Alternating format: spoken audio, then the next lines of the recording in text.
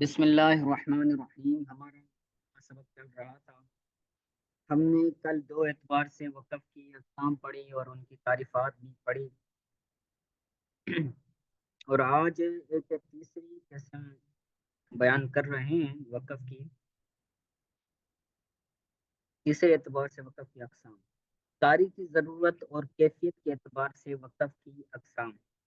اس اعتبار سے وقف کی چار اقسام ہیں: وقف اختیاری، وقف اضطرابی، وقف اختباری، وقف انتظاری۔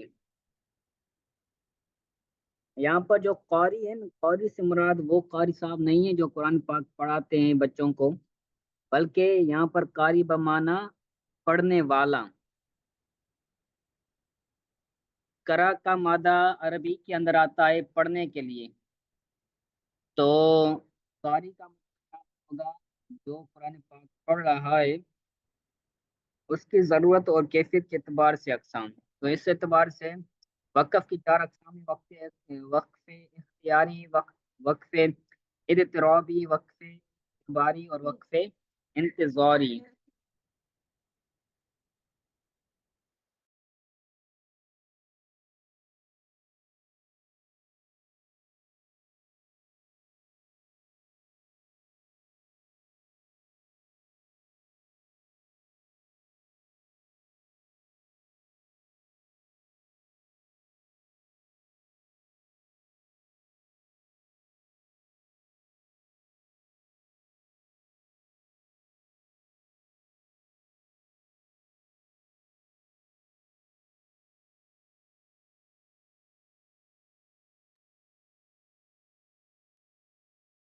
آگے تعریف کرتے ہیں وقف اختیاری کی: سانس ہونے کے باوجود اپنے ارادے اور اختیار سے وقف کرنے کو وقف اختیاری کہتے ہیں۔ اختیار کا مطلب ہے چاہے تو آپ وقف کریں، چاہے تو وقف نہ کریں۔ اگر وقف کرنے کا ارادہ ہے تو وقف کریں، اور اگر وقف کرنے کا ارادہ نہیں ہے تو وقف نہ کریں۔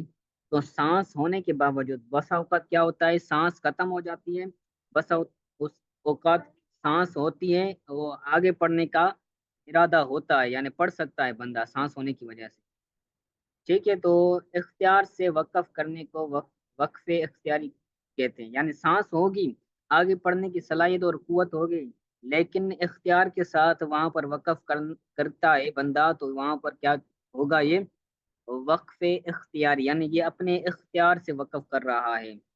اور دوسری قسم ہے وقف اضطرابی، وقف اضطراری۔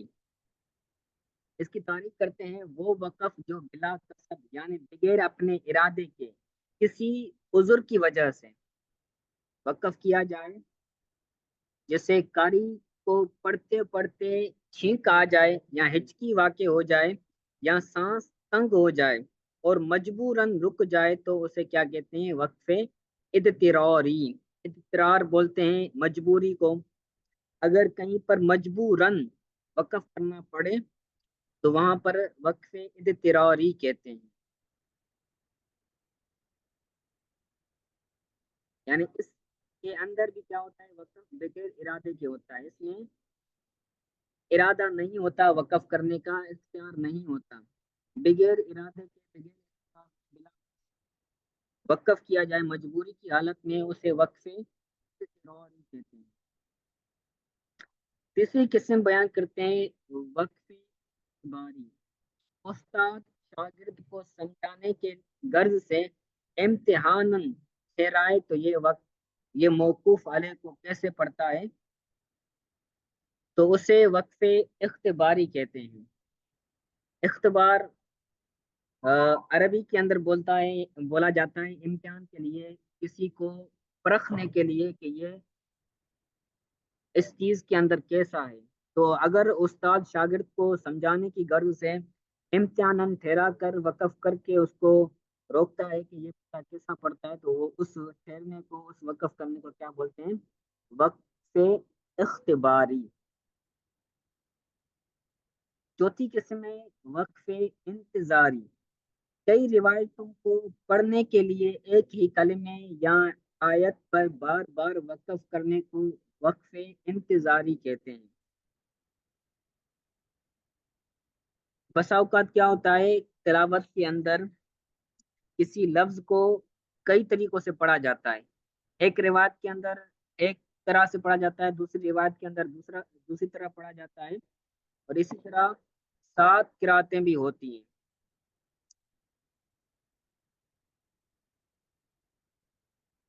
تو ایک قرات پڑھ کر انتظار کر کے پھر دوسری قرات کے ساتھ اس لفظ کو پڑھنا، یہ وقف انتظاری کہلاتا ہے۔ آگے کہتے ہیں کیونکہ اس میں ایک روایت کے بعد دوسری روایت کے پڑھنے کے لیے انتظار کیا جاتا ہے، انتظار میں وقف کیا جاتا ہے، اسی مناسبت کی وجہ سے اسے وقف انتظاری کہتے ہیں۔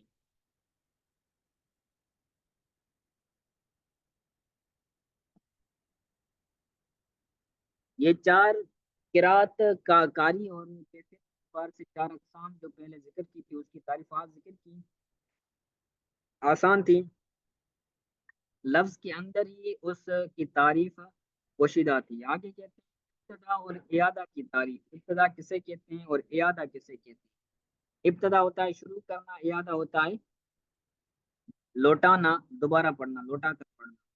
ابتدا کی تعریف لغوی شروع کرنا ہے، اور اصطلاحی معنی اصطلاح تجوید میں موقوف علیہ سے آگے پڑھنے کو ابتدا کہتے ہیں۔ جیسے رب العالمین پر وقف کر کے الرحمن سے شروع کرنا، یہ کہا جاتا ہے ابتدا، کہ اس شخص نے الرحمن سے ابتدا کی۔ اس کے بعد ہے اعادہ۔ اعادہ کی تعریف لغوی لوٹانا ہے، اور اس کے اندر موقوف علیہ یعنی جس پر وقف کیا جا رہا ہے یا اس سے پہلے والے کو لوٹا کر پڑھنے کو اعادہ کہتے ہیں۔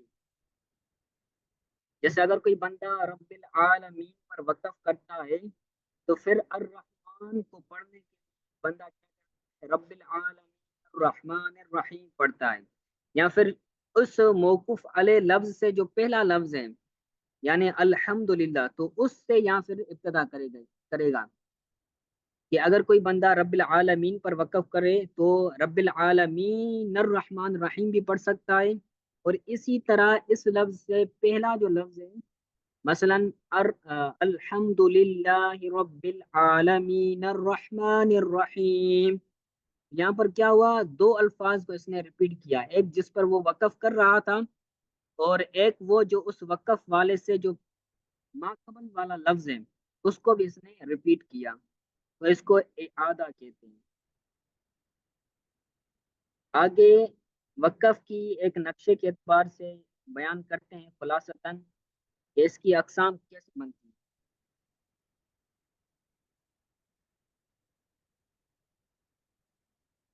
وقف کا نقشہ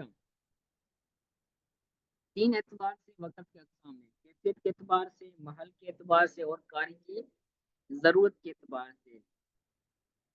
تینوں اقسام میں سے کیفیت کے اعتبار 5: وقف وقف بالاسکان، وقف بالروم، وقف بالاشمام، وقف بالابدال، اور محل کے اعتبار سے اس کی 4 اقسام ہیں: وقف تام، وقف خفی، وقف حسن، اور وقف قبیل۔ اور قاری کی ضرورت کی یہ 4 اقسام جو آج ہم وقف اختیاری، وقف اضطراری، وقف اختباری، اور وقف انتظاری۔ ٹھیک ہے، تو ان تمام تعریفات، ان تمام وقفوں کی جو تعریفات تھی وہ سبق کے اندر مذکور ہیں، تو آپ مکمل سبق کو ریوائز کیجئے گا، دہرائیے گا، انشاءاللہ تعالیٰ کل آپ سے مکمل سبق سنا جائے گا۔ اگر آج کے سبق کے اندر کوئی چیز سمجھ نہیں آئی تو وہ پوچھ لیں۔